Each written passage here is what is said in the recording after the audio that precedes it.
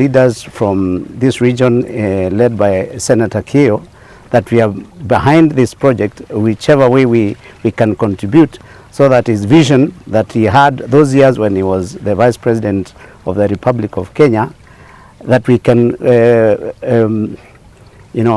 support his vision and ensure that our community really gain from that idea. I want to appreciate also the National Irrigation Authority and appreciate the fact that since I got into this seat from 2018, we have had an engagement in the last 4 years, and I'm happy to see the picture that is currently being seen by everyone. Now, mine is to first thank the committee of the Senate in Agriculture for taking their time and visiting us, and of course thanking His Excellency for being with us today. To the National Irrigation Authority, thank you so much. I think we can see clearly that you've done a fantastic job, and ours is just to promise that we are going to have combined effort to make sure that this project is a success, and to lobby to make sure the 2 billion are allocated for this project. Without wasting a lot of time, the purpose of this visit was to come and appraise this project, for the committee to have hands-on information about the extent to which this project has been implemented, with the intention of doing our part in pushing national government to allocate some resources to expand and enhance this project. We are guided by the recent declaration by His Excellency the President of drought as a national disaster, and the setting up of a drought mitigation fund.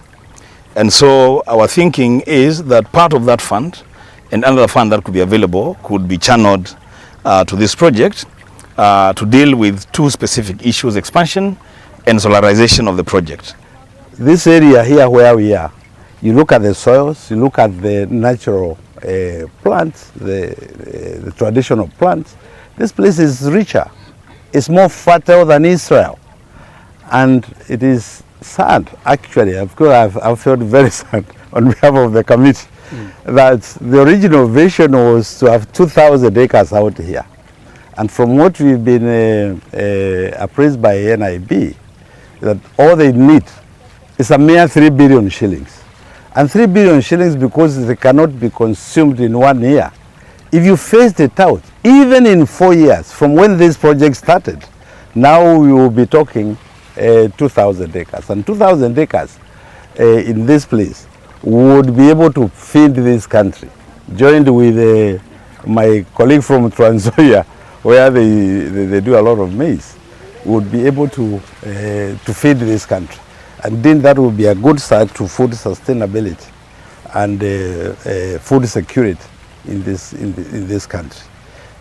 So now we as a committee, we have seen, we have taken note, we will go and deliberate on the best methods now to see how to push government to assist this particular project more.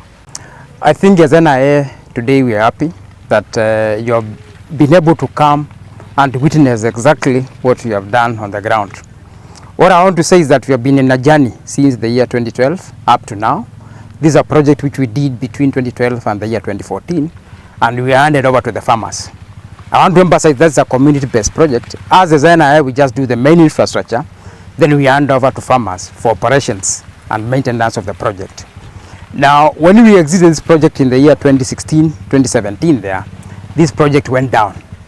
As NIA, we have come back in a strong manner. We have invested in excess of 15 million Kenya shillings to date. And we have put the project back into production, as you can witness. So we have looked at the project holistically, and it faces serious challenges, which of course have made the project not be optimal, especially the time when we were not here. One of the major challenges is an issue of power, which you have emphasized. We need to convert from the traditional power to solarization of the system, because it's less expensive and we have a lot of sunshine, as you can see. The other thing is that we need more stakeholder involvement. We need to get county governments on board and all the stockholders in agriculture so that we can be able to produce. Ultimately, the game changer, there's a project, we have designed this project to put 20,000 acres under irrigation at a cost of 2 billion Kenya shillings. That's a very minimal cost, given the impact which 20,000 acres under irrigation can impact in this country in matters of food security. So I think basically that's where we are. We are at a stage now whereby we have normalized the project. So we are calling upon an issue whereby we should bring on board the issue of solemnization very fast, so that as we exit, the project is stable. So this is an important project with the full potential of turning around even the economy of this country. Therefore, we urge that President Uhuru actually mentioned, this is like a precursor, this is a pre-visit, a preparatory visit by His Excellency President Uhuru Kenyatta when he was actually in Konza visiting Lower Eastern Province, Lower Eastern counties. He mentioned that he will end up here in Wikidhuki at a time when the Northeast is suffering from the ravages of bad weather. You go to Kilifi, animals are dying.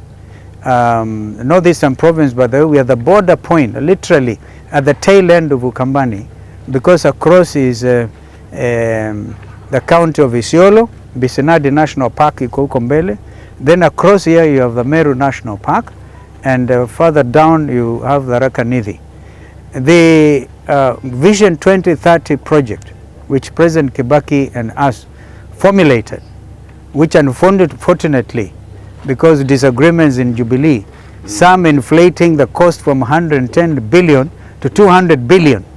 And the result is the Vision 2030 project of the high grant force has stalled. Matters have even gone to the courts. And you can imagine how bad leadership can affect a country. So we want to urge that whatever needs to be done as President Uhuru comes here, you come up and unravel that, because that project, the high grant force, has capacity to irrigate all this land up to Tana River. And you imagine what that will mean to all of us in this country. So Mheshimiwa Ntwiga and senators, please take the message to the country that this is where the future lies. The future does not lie in bad politics and politics of deception, politics of manipulation, but really it lies in positive engagement. I call it positive revolution. My vision is to have the green gold revolution. And you can see I'm living that. Green gold revolution, where agriculture will drive the economy of this country.